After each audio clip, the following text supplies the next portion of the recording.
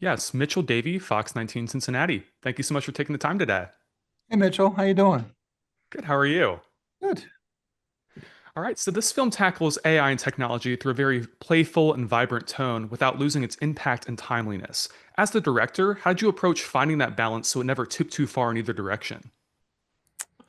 Well, I, that's a good question. I mean, I think humor is, in many ways, the harshest critic, right? I mean, I think you can when you make people laugh, I think you open that little door in their forehead and they let us in, right? And so um, it's like having medicine in the cake. I think. And I think it's also important that then you have actors who are honest. Like I mean, Sam Rockwell's performance is underpinned by a sort of tragedy, by a real sense of something as fun as it is. You can always stop at any moment, and he's being pure to his want. Juno Temple in the same way. Um, so I think when you have humor that is grounded, it's more awkward, and then that sort of rolls in a way. And then And this film feels like very distinct from your own filmography. Was there a specific lesson from making this movie that you feel will stick with you going into your next few projects? um, I think every time I set out to make a movie, it's a weird combination of being drawn to something maybe not sure I know how to do. Like I'm curious about it. There has to be some narrative impulse, like a reason to tell the story, and then there's just a lot of tinkering.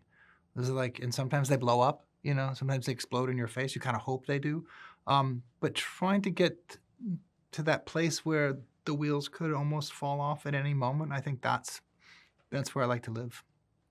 If you're not a little mischievous, you're blind to the absurdity of life, I think. And this film leaves a lot of space for audiences to engage with those themes from their own viewpoints. How important was that to you when shaping the film's overall message as a filmmaker?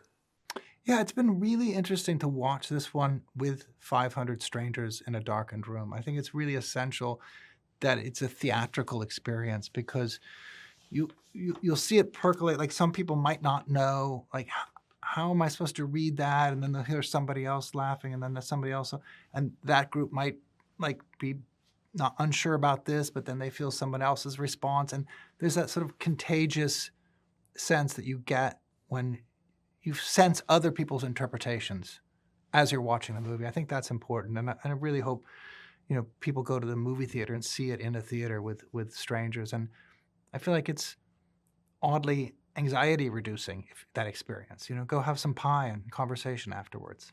Absolutely. Well, Gore, thank you so much once again for your time. I really appreciate it. Thank you.